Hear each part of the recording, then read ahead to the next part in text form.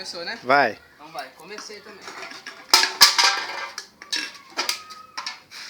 São 35 latinhas enfileiradas e tem menos de 1 minuto para amassar todas elas. Colocar de pé e amacetar. O mais rápido possível que puder. Se não conseguir, você vai treinando até chegar lá. Ô, louco!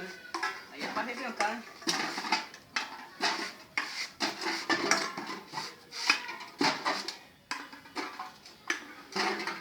Mas daí lá eles vão fazer a marca certinho, onde você coloca as latinhas, aí você pra não se perder.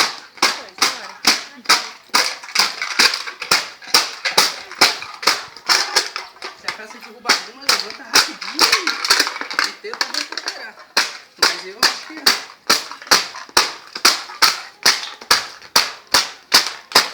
Acabou! Que deu 50.